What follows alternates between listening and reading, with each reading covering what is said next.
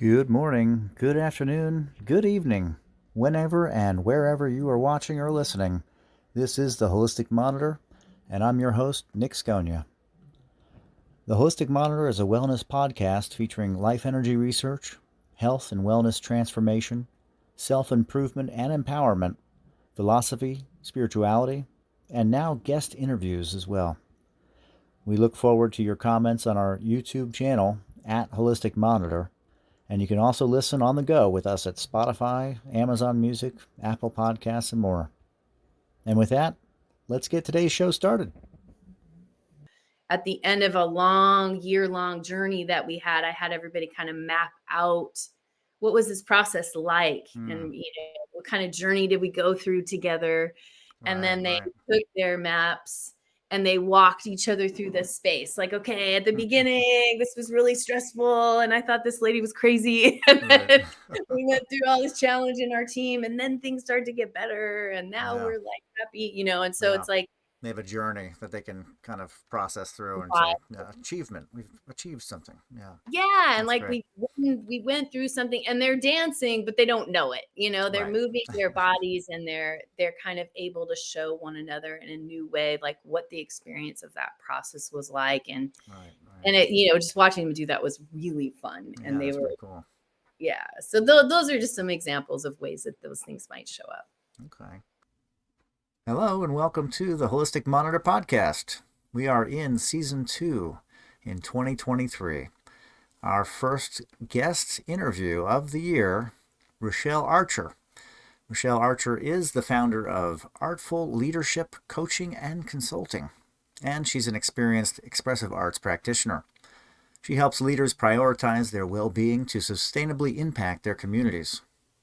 She has over 30 years of experience in child and youth development and a focus on marginalized populations. She leverages the power of the arts to promote creative expression and play. Rachelle is a sought-after speaker and lecturer at the San Diego State University, and she's also the host of the podcast, The Artful Leader. She believes that everyone can be a leader and that community well-being starts with individual inner work. And I agree.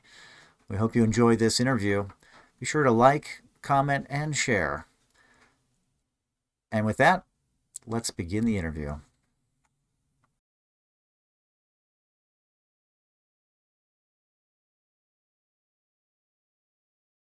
Okay. Good. Thanks for joining the show today. That's great.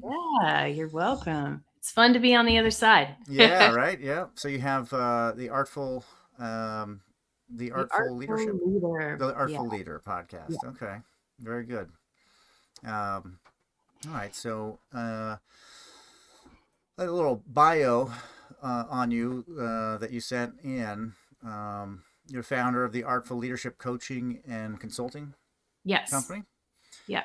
Experienced with expressive arts, and you help leaders prioritize their well-being to sustainably impact their communities. Sounds correct. Right. Okay. Yeah. How long have you been doing that? I've been doing, actually tomorrow is the 3rd anniversary of Artful Leadership Coaching and Consulting, but I've been working with adults who are doing tough work in their communities for many years. Okay. All right. Yeah. Fantastic. And are you in San Diego? I saw something about that's fun. That's a great city. Yeah. Love that city. Where are you located? Central Kentucky.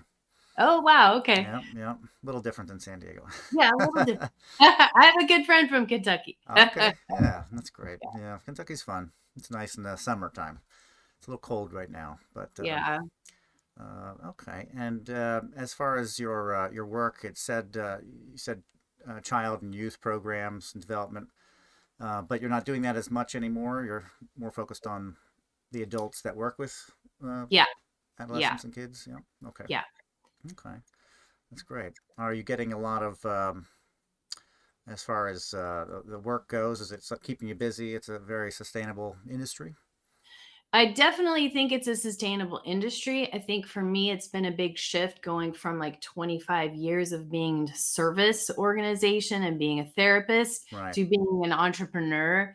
And I made the jump from, working at a nonprofit that was partnering with a school Hmm. right before the pandemic hit. Oh, yeah. So it was a tough time to kind of launch out on my own. But I Right. feel like at the same time, so many things that happened during the pandemic have made it more and more appealing for organizations to really focus on wellness and Hmm. for leaders to really think about how they're creating cultures where people want to stay and where people can be healthy and stick around for a long time. Right. So Right. yeah, Absolutely. Yeah. yeah, I mean, wellness is definitely seeing a big increase in people's yeah, awareness. They're wanting to really keep up to date with their own health, yeah, and kind of take care of their own health too, yeah, as much as they can. yeah, Immune boosting, but also that stress reduction being a culprit of so much, you yeah, know, development of issues within the person.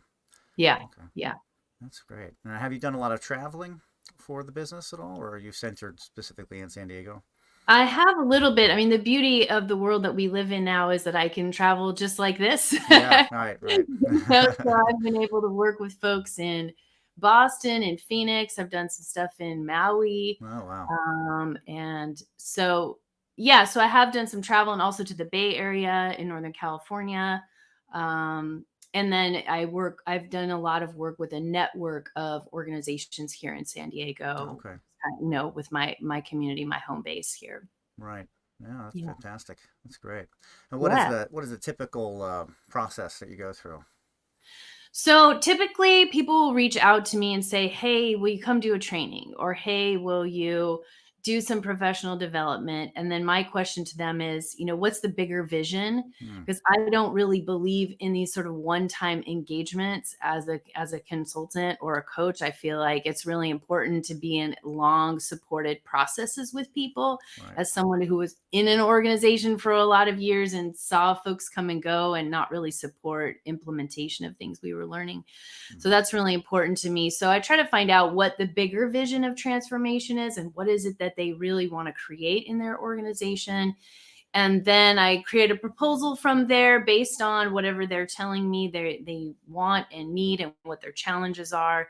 And usually I walk organizations through kind of like a 3-step process where Hmm. we look at individual well-being, interpersonal well-being, and then institutional well-being. Hmm. Okay. And we start by doing what I call like a community listening session where we get as many stakeholders together as possible Hmm. to find out, what do you want? What is getting in the way? What's really the vision of thriving for this whole community? And what's getting in the way? And what are the resources that are sort of internal to the organization and the folks that are there? And then what are some resources that you might want to access? Hmm. And then I'm going to build my specific interventions or trainings or coaching from there. Okay. And it usually kind of breaks down to things like teaching people, beginning with helping people understand the stress response and the physiology of how stress impacts us. A lot of the folks that I work with are dealing with burnout and Hmm. compassion fatigue, vicarious trauma, things like that. And coming through the pandemic, I think there was just this general just isolation and kind of freeze response in people's bodies of just Right. overwhelm. And so helping people understand and normalize some of those stress response and also helping people understand the impact of like adverse experiences in their lives that might also be playing out in the workplace and Okay. in their relationships with others and their mental health, and giving them some tools and allowing them to practice that a little bit. And Hmm. we do some group coaching, and then we kind of shift into interpersonal well-being where we look at, what are the relationships like? Yeah. And what do we need to do in order to have functional relationships? I mean, I was doing some research recently and just kind of getting a sense of how much time we spend in the workplace, and something like 90,000 hours of our Wow. lives Unbelievable. we spend in the workplace. And so and engagement is so important, and the relationships that we have with one another in the workplace are so important. So we look at, how do we want to interact, and what are our agreements with one another? What's our mission? Like, what are we really here for? And I know it's very common for consultants to look at mission, vision, values, but I think it's really important to look at what do those values really look like in action, so that they're not just, cool sign on the wall with integrity, Right. creativity, or Yeah. innovation or whatever, but like, That only and sinks so deep, you know. right. And The Simon visual Sinek, mantra. Oh yeah, okay. yeah, which is like, as an Yeah. employee or as a leader, a board member or a community member, how do I know what that looks like? Mm-hmm. In a hot, sticky moment, what does it look like for me to have integrity? Or in a moment where innovation is needed, what does that look like? And Right. so Right. helping us kind of figure out, what do those values and things look like in action, and what are our agreements, and also normalizing conflict. Like, we know conflict is going to happen. Right. Right. So how do we create some protocols on, okay, how are we going to communicate when things are kind of going sideways or we're butting heads, and how do we do that in a way that is helpful and moves us forward? So I teach a lot of nonviolent communication Okay. Wow. stuff.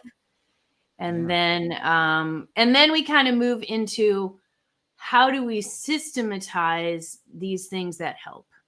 Right. And Right. like, I'm Institute it, thinking of, basically. right, Yeah. right. Mm-hmm. And I'm thinking of, like, I know James Clear's book, Atomic Habits, Mm. is kind of a big bestseller right now. I think he sold like 10 million copies. Wow. And I Okay. finally got it. My son gave it to me for Christmas. And he talks about how you don't rise to the level of your goals, you fall to the level of your systems. Hmm.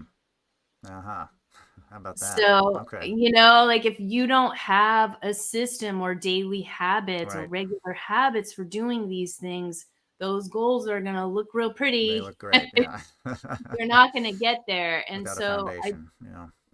yeah, so Mm. I do a lot of work with folks on, like, okay, so what are the things that we're actually going to implement? And what are you going to do at your team meetings? How are you going to send those emails? How are you going to plan out your calendar for the year, Right. knowing there are certain times that get really hectic, and then other times we need to pull back and reflect and debrief and take Mm. care of each other and ourselves? And when do we want to celebrate Right. and Right. have Yeah. fun together and give each other, all those pat on the back and all those things?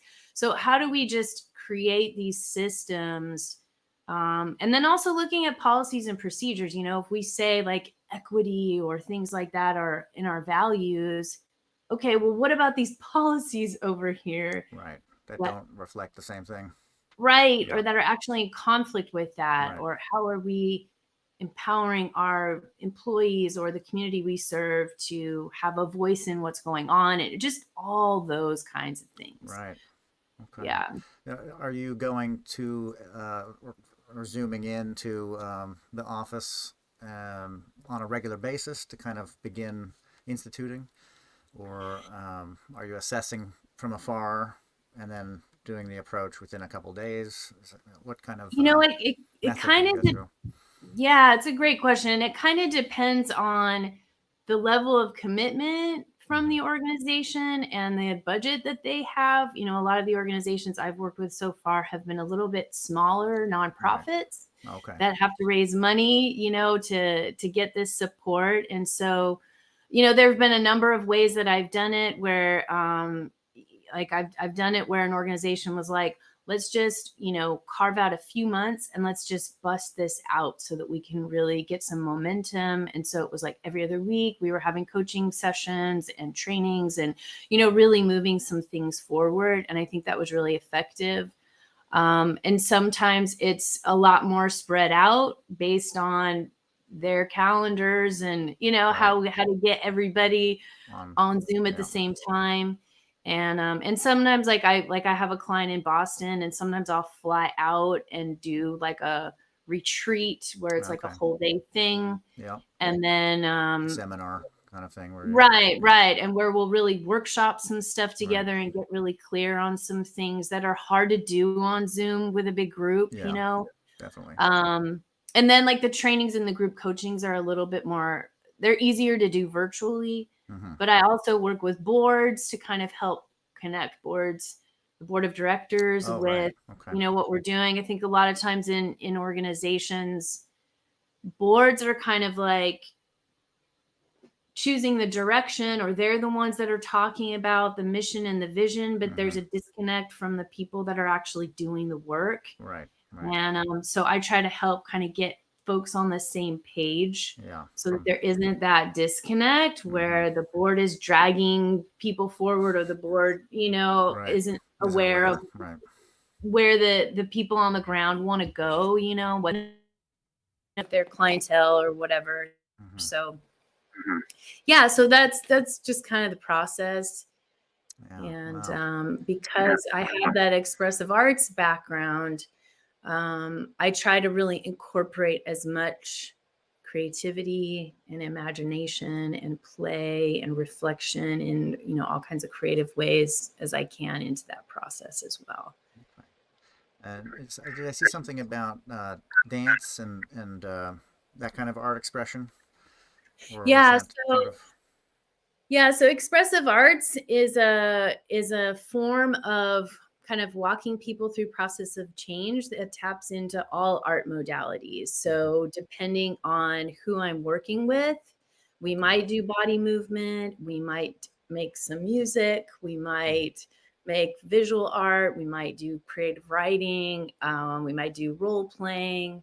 That lends itself really well to like create, communication workshops and things where we might have like the compassionate communication improv theater or, Right. things like that. And then the dancing I've mostly done with organizations that have a dance focus. So Right. they tend to be a little bit more comfortable. But even just walking around and moving our bodies and playing together. Um, one organization I worked with for a long time, and I probably will do some more at the end of a long year-long journey that we had. I had everybody kind of map out what was this process like, and what kind of journey did we go through together.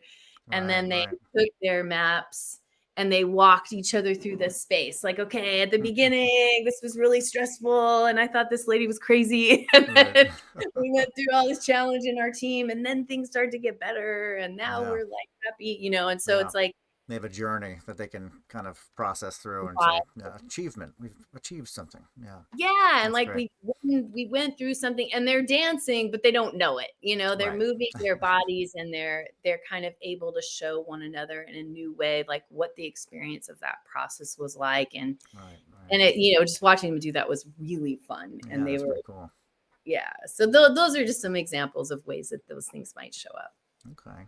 And looking forward, is it something that you're looking to increase, uh, you know, do it more, or is it something that you're looking to kind of maintain at a certain level as Um, far as ramping up, or are you looking to do that kind of development? Yeah, I mean, I'm absolutely looking to expand. Hmm. It's been such a pleasure to get an opportunity to work with. I've probably worked with like 5 organizations now and Okay. taken them through like a long process. And it's really rewarding and really satisfying. And I look forward to doing more of that. And Hmm. so I'm definitely looking for people who are looking to make some changes and do that in a maybe unconventional way. Yeah. And, because we're not just going to sit around and go through a little training. Right. Right.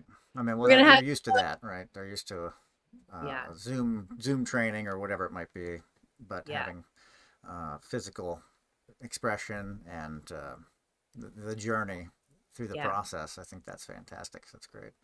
yeah. Very cool.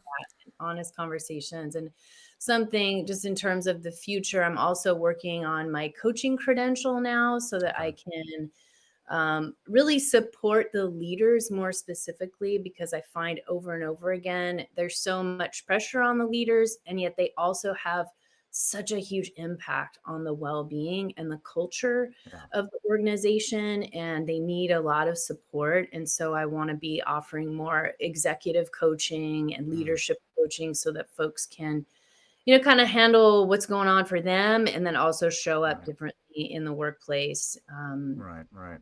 achieve work the from the vision. top down in a sense. Yeah.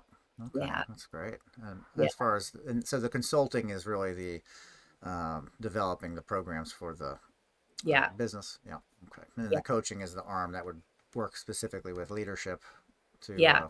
I assume, anyway. Yeah. Yeah. Okay. Yeah. And other leaders who might not be in a position to hire me as a coach for their organization, but maybe they're at a middle management place and they want to expand, or they have a big vision that they want to step into, or, artists, creatives, educators, those Right. kinds of folks who maybe aren't leaders, quote unquote, with the title and the Yeah. pay, but who want to step into something bigger in their lives can Right. also, hire me as a coach to walk through those Mm, kinds of processes. that's great. That's great. And as far as trauma work, is that in the same realm with the consulting and coaching? You know, I did a lot of trauma work when I was doing the expressive arts therapy Okay. program at the school for, unhoused youth. And I've done a Right. lot of that work, and I'm a trauma informed coach. Okay. So I understand a lot about trauma and how that impacts us. Hmm. But as far as like doing really therapeutic work with people, Right. that's not so much what I'm doing anymore. But Yeah. I definitely bring that lens, and I help train educators and leaders and creatives to Hmm. have that lens when they're working with people, so they can kind of understand the Right. impact of, Yeah. we have that stress, and then we have when stress is too much and it becomes overwhelming, and we have trauma, and it's really important for people to understand how all of That that. process works, and Yeah, yeah, yeah. well, that's a good For feather to have in your cap. themselves and for the people they serve, right? Or the people they lead, like being able to go, "Oh, that's what's going on here Right. for And me." to, yeah, to see it and recognize it and then Yeah, address it appropriately yeah, within the exactly, organization. Yeah. Yeah, that's exactly. fantastic. That's great. Yeah. And as far as the outcomes, you've seen a pretty good outcome as far as the businesses go. Uh, you know, getting good testimonials or whatever. Yeah, I mean, Yeah. I've definitely had some folks be super appreciative and surprised by how Right. effective the approach was, and that when they started the process, I think a lot of people don't, they have like maybe a small idea in mind of like, oh, we just want to be, more aware of mental health in our Mm-hmm. organization or whatever. And they don't realize the transformative process that they can go through. Mm. And sometimes they don't realize what needs to change in order for that Right. to be really effective. And it's been cool to see people go like, we are now at a place we didn't even know we could be at. Mm-hmm. um, and sometimes it's like, oh, now you need to come back for another year because Right. Right. now we've opened up a whole can of worms and we have a lot of work to do. And I really, I started offering like 6 to 12 month engagements initially, but I really honestly, with some of these organizations, think that it's like a 3-year process. 3 years. Right. It Right. takes time, and there has to be people in the organization also get to step up and own some of it and Yeah. start to, so I really try to collaborate with the natural leaders and different folks so that they start to really own it and make it their own. Mm-hmm. But yeah, so far I've gotten a lot of great feedback, and have learned a lot Right. about, you know, and that's why I said, let me get my coaching credential, because I felt like that was an area where I was like, I need to increase this Mm-hmm. and maybe less of that and more of that, and those kinds of Right. things. Right. Yeah. Kind of fill in the blanks where you're seeing a little Mhm. deficit where you can add more services in a Yeah, sense. Yeah. Yeah. yeah, Round out yeah. your skill set. Yeah. Yeah, That's cool. exactly, exactly. Well, it's definitely something I've noticed with organizations that do wellness is that it kind of needs to be on a like a monthly basis that they Yeah, address wellness, whether that yeah, be yoga or a big fan of 1 day a month of just giving everybody time to explore different things in the yeah, wellness and health oriented sphere. yeah, Bring in chair massage, um, for the employees, uh, cater the lunch, yeah, yoga classes, that sort of thing. Anything that they can do within their space, of course, and it yeah, depends on the organization how big. But really, even a 10-person organization can still benefit greatly from the yeah, the top, the leadership, saying, "All right, we're giving back to, we value you as an employee, as part of the Yeah. family, and we're giving back this one day a month, and centering around things, um, gaining new skills for recognizing mental health, that sort of thing." And I Yeah. think stress reduction in general in the corporate setting, it's like paramount, very Yeah. important. Feel valued, and also Yeah. feel relaxed, and have something good to look forward to at the end of the month or beginning of the month or whatever.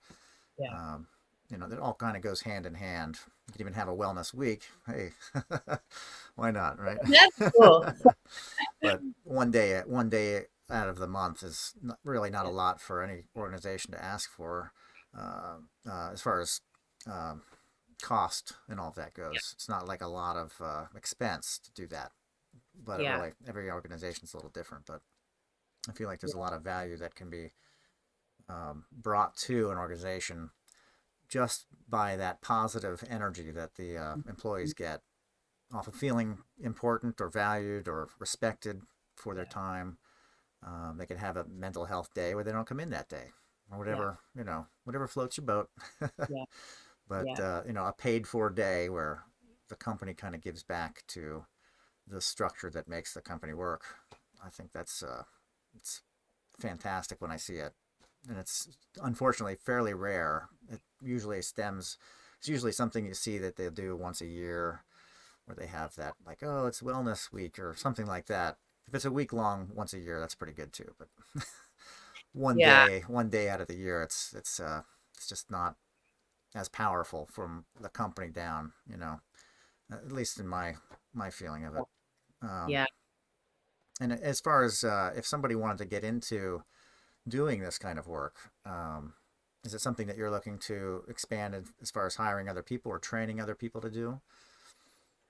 I mean, that would be fabulous, Yeah. moving forward. Right now, it's kind of little old me Yeah. down here. But yeah, I would definitely love to train a team and really do this unique approach all over the place. Mhm. And I really find that people are always really interested in these more engaging ways to do this work. Right. One of the things that I don't remember if I even put in my bio, but I also teach at San Diego State, and I help prepare young therapists, Mm. educators, psychology majors, Okay. social workers, educators. And every time they find out that I have this arts-based approach, everybody's ears perk up because Yeah. they're like, whoa, we could do this work in a creative way. Hmm. And so I think there's definitely a lot of interest in that. And I would love to expand on all of that. Hmm. Now you Yeah. work. How would you do? You have a position at the school, or is it just you're brought in within the curriculum? I'm a Does that work? lecturer, A so lecturer? I Okay. teach like one class at a time right now. Okay. Teach in the child and family development department, Okay. with family theory Mm. and interventions and working with diverse families and at-risk folks and different Okay. things. And that Yeah. goes back then to what you were doing mainly before Yeah. the lecturing and all that. Okay. Yeah. Yeah. Okay. I love helping prepare people to come into this work in the sort of social impact sector Mm. Hmm. with these skills, Right. right? Yeah. And also that positive message too, to Yeah. an approach that I think it starts from the emotional, mental sphere Yeah. and kind of works its way into the physical. Because a lot of people learn, more on handling situations more physically, or Mhm. maybe they take on the mental and emotional stress physically, Mhm. having ways to express it and release it, and recognizing it when it's happening too. I think is really important to kind of stop, breathe, be Yeah. aware of your surroundings and how you're reacting to a Yeah. situation that may be going on. Um, that goes into, I guess, depends on the situation, depends on how excited the energy is, how aggressive the energy might be, or something like that. But Yeah. to be able to act accordingly, Yeah. and to know that you need to hold back, you know, put the Yeah. protective wall up if that's what's necessary for the brunt of the strain, and then know that you need to process it and all that. Yeah. Yeah. Yeah. I think So. that awareness building is such a huge part of kind of that artful leadership message. Yeah. Yeah. Is like, in order to lead artfully, we have to start with that awareness of ourselves, what our own responses are, pausing, Mm-hmm. being really clear about how we want to move through things in a more intentional way. Because I feel like a lot of times there's so much pressure on decision makers and they do things that are reactive. Right. And I see that with educators, with, organizational leaders, folks that are, doing crisis work or social services, like all these things. Mm-hmm. And if we can have a culture that allows us to slow down a little bit so that we can pause and make a better choice in a less reactive space, Yeah. I think that can go a really long way. And to go back to your point about like when we have this buildup of stress and folks are not engaged or folks are not feeling valued. I was reading an article in Gallup today because I'm preparing a keynote for a conference. And I was reading, it was something like the cost of disengaged workers Mm. worldwide is something like $7.8 trillion Wow. loss of productivity. So folks think that they don't have the money Mm-hmm. to invest in wellness. They're spending so much more on the back end in terms of healthcare Right. costs to the employer. Because there's something like I read something else that had to do with like the kind of physical health issues that can follow from various kinds of workplace trauma or burnout. And Mm-hmm. it's like increase in certain kinds of health issues is like 30 to 50% higher. Wow. And the Amazing. cost, most people have their health insurance through their work. Right. So if you think like the cost to the workplace of all of that, it's Yeah. really worth making the investment in these wellness kinds of programs and making it not foofy and fluffy, Right. Doesn't have like to be foofy and fluffy. right. It can be really meaningful Right. and And informed. You know. right. Yeah. And it can I think the more people practice, the more they start to see what is really helpful to people and what they need and responds in a more meaningful way. So yeah, those are just some things that came to mind as I was preparing a talk today, just like these numbers that are just staggering. Yeah. That's amazing. 7 trillion. Seven Yeah. something trillion. Hmm. Yeah. Yeah. That's wild. And Yeah. that's something that you don't really, they don't see it in the moment, in the minutia of their daily work and everything like No. that, but it's something that adds up, and it's just an unrealized loss or attrition. Yeah. Yeah. um, then Yeah. unhappy employees, they may leave, and then you have to hire and train new employees. The whole thing, just a Yeah. very expensive Yeah. cycle for sure. Yeah. Yeah. And the waste of time like that I've seen, like just like in education and social services, how much time leaders spend managing workplace drama, Right. right? Like HR. various Yeah. kinds of relationships between people and conflicts. And Right. instead of taking the time to build a healthy culture, to do all those things I was talking about, like how are we going to work together? What are our relationships going to be Yeah. like? All those different things, and taking the time to slow down. They waste so much time just managing all of this. Right. Yes. Just trying to figure it out. Right. They're just Yeah, juggling. They're juggling. yeah. Yeah. And this little fire and that Yeah. fire and this fire. Throw And another one in. yeah, Yeah. I did a really fun art activity when I worked at the school. That was a big team building process that we went through, where I took portraits of every single person who worked there. At the time, it was probably like 60 people or something. Mhm. And then we had an activity where folks would like decorate. I printed them off in black and white, and folks had an opportunity to kind of embellish the images. And then Mm. they could come up with a title that really captured what they actually do for Okay. their job, right? Yeah. Because people have sort of like their title, and then Right. it's like, what are they really doing? And I remember our principal at the time, he put on like a fire chief Mhm. helmet on his portrait, and he put all these explosions and fires around him, and he called himself like the fire captain. Wow. That's what he really felt like as the principal. Right. Just putting And, fires out constantly. Managing yeah, fires. Right. right. And Yeah. so it was a really interesting way to get insight in like how people really saw themselves in the workplace, and Hmm. what was going wrong, Yeah. Right. what was right, or That's the kind amazing. of humor people had about it, or the desperation people had Yeah. about Yeah. it. Well, yeah, exactly. A fireman with fires all around. Yeah, that's pretty. Yeah, like, Uh, I don't, are you okay, man? right, right.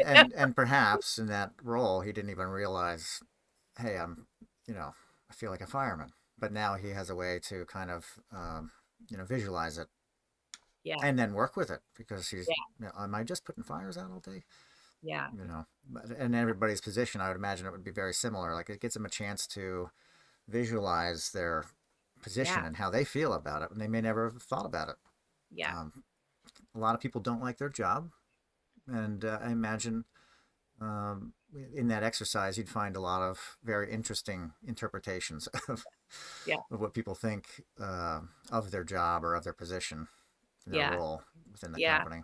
You know. Yeah, we had another person who was like the patron saint of crazy situations. Oh wow, We just had like a lot of, we had like a that's teacher great. who, when I took her portrait, she decided to do a handstand so that she looked, she was upside down in her picture, and she was the Oh my kindergarten gosh. teacher, so she was just like, ah. Oh my goodness. So Yeah. yeah, it was really, it's these sort of creative ways of exploring our identity in the workplace, and also who we want to be as leaders, or it can be really, really interesting Hmm. things come out that would never have come out in a conversation, like a Right. regular, like what's bothering you, what's stressing you out, like, and we get to understand each other better, and Yeah. see things with some humor, and also with some sensitivity. Yeah. Yeah. Definitely. Yeah. And as far as your initial training, is this something that you worked on? Did you go to university or college for this? And was this specific? You had in mind what you wanted to do, and kind of in that direction, you went and pursued So it, or I got my master's in expressive arts therapy, and I okay. was already working at the school where the Monarch School, where I worked for 20 plus years. Okay. And I knew that I was really interested in education and organizational development. And so, when given the opportunity, I chose a focus of coaching and consulting. Mm-hmm. And so I studied under some like world-class masters who go into organizations and do really cool, um, experiential, interactive kinds of coaching and consulting work. And for many years, I ran a therapeutic arts program focusing on the young people, and we did super creative, mostly community based Mm, work with them, because just to kind of zero in that setting, there was so much trauma and so much transition. There was no way that you could provide enough one-on-one therapy for the students and their families, right. who are sleeping in shelters and on the streets and dealing with all these immigration issues and different things like that. Mm-hmm. But we could create a community Right. that was really fun and optimistic and creative and caring. And so I would do that in the classroom with them, and we'd do like these really cool group activities. Yeah. But I always had in mind, one day I really want to shift and do this with leaders and with Yeah. organizations and teams of people, because I just saw how powerful it was. Right. And Right. I think a lot of times we think of art as like it's for the kids, Yeah. and Art it's really class. not. Right. It's really not. I mean, it can be, Right. but it can be a really fabulous way for people to kind of get out of their, like, Mm-hmm. the ways that they're kind of stuck in Doldrums. anything. Right. Yeah. And so so it's been really fun. I started to shift into doing work with adults when I was still at the school. I became the social emotional learning coach for the whole team, Mm. and I started to practice a lot of these things in team wellness sessions and different things like that. And I got such a great response that I was like, when I'm ready, I'm going to go do this. That's what I'm going to do. Yeah. And so then I started my program, but my own program. But yeah, and that's the crazy thing. There is actual training in this world to do this work. Right. And I went to a very unique school that's based out of Switzerland Okay. called the European Graduate School, and they train folks all around the world to do expressive arts therapy, education, consulting, and coaching. And then there's an institute here in San Diego called the Expressive Arts Institute. And that's where I did the bulk of my coursework. And then we would go to Switzerland to European Graduate School for the summer. That's great. So it's very, very interesting education process, and being able to work with international, masters who created these methods and everything. Oh, that's amazing. Yeah. Have you traveled a lot? I grew up as a missionary kid. Oh, wow. So Okay. I think that's partly why a lot of this stuff kind of calls to me. As Right. I grew up living in a pretty alternative kind of setting in communities, like living communally. Right. And so I lived in Holland and Belgium and spent some time in Italy, and then came back to the States. And then, I've been to Vietnam and Laos and been around the US. And yeah, so I love traveling. That's cool. You have a favorite city? It's funny. One of my favorite places, and I did not expect this, is Luang Prabang in Laos. Okay. It is this little city in the mountains, and it's a World Heritage Site. Oh, So wow. Okay. there's just all these temples everywhere, and the Mekong River runs through it, and it's so gorgeous, and the culture is just so fascinating, and the food is amazing. Food's amazing, right? Yeah. That's awesome. That was a really cool trip. I was invited to be a chaperone with a team of youth from the school who were playing volleyball, and there was a volleyball diplomacy trip to in Laos, and so they got to go and play volleyball with youth in Vietnam and Laos. And the San Diego Diplomacy Council put that together. And because of my background of travel, and also my skill in like multicultural interaction through the arts and creativity and community, they invited me to be a part of that process and be a chaperone. So that added to the reason why I also loved the trip. But yeah, that's amazing. Very cool. Laos. Okay. Yeah. It's very is it tropical? I think that's a tropical country. Yeah. So we were there during like monsoon season. So it was just pouring down rain, but still so beautiful, and yeah, very, very cool little place. Very nice. And are you grounded in San Diego? That's kind of where you're staying? That's where I am for now. I have a teenage son, and he's in high school. And so he's a freshman. So I am, hanging in here until he decides to go elsewhere. He's telling me he wants to go. He recently fell in love with the Icelandic singer Bjork, and he's to go live in Iceland. Okay. So we'll see. He's talking about mountains and places where there's actually snow, because San Diego is always so sunny. I think he's tired of it. So we'll see. I mean, it's a great climate in San Diego. Yeah. You had to pick a place. For sure. But yeah, I think, I'm open to exploring new things once I've kind of got him. Right. See where you end up. Yeah. But I've been here for over 30 years now, so it feels like home. But it might be time for it. I don't know. You have to head north and enjoy some of the winter, some of the ice and snow that we get, right? Yeah, exactly. And your podcast, has that been a new project since the pandemic, or has it been going on for a lot longer than that? It actually started at the end of 2018. Okay. And it was when I was in the process of kind of envisioning my next steps. And I was experiencing quite a bit of burnout myself at the school. And I really wanted to kind of get out of the little vortex that I had been in there for such a long time. When you're in a place like that, it can be so all consuming. Yeah. And I had been there, since I was in my late 20s, and I had been there for 20 some years.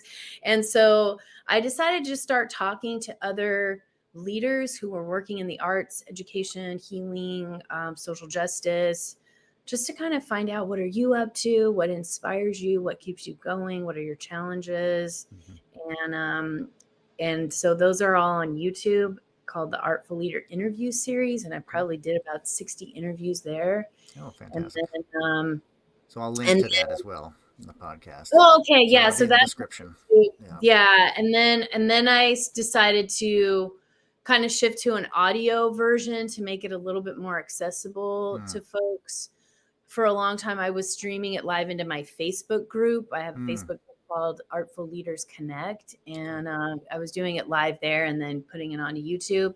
But then since last spring, it's been almost a year that I've been doing mostly just audio. Right. Yeah. But it's been a great place to connect with folks who are, excited to lead in a different way and to lead with, creativity and heart and mental health and healing at the center. Yeah. And there's a lot of really interesting conversations there with people doing super cool stuff all over the world. So, yeah. Definitely. Find your own community within the sphere of the podcast world, or whatever. Yeah. Yeah. That's Yeah. fantastic. And so to find you, the listeners and watchers, they can find you on YouTube. Yeah. And I'm shifting over to, for a long time, I was just putting everything on my personal YouTube, and now I'm kind of rebuilding a new channel. So if you go there, you'll see like 2 leaders, but it's at the Artful Leader at YouTube. Okay. But I think the best places are the podcast itself, just, anywhere you stream audio podcasts, the Artful Leader. And on Instagram, I'm pretty active at Artful Leadership. And LinkedIn, I have my website, RachelleArcher.com, focuses mostly on burnout and working with educators, because I haven't had a chance to kind of update as things have been changing. But those are all some places folks can find me. That's great. Well, thanks for joining us today. You're really so welcome. Great to hear your message, and it sounds like you're doing amazing things. Thank you so much. It's a pleasure to be here, and I wish you all the best with everything you're doing with the podcast. Thank you so much, and we'll talk soon. All right, sounds good. Take care. Thanks, Nic. Bye. Bye-bye.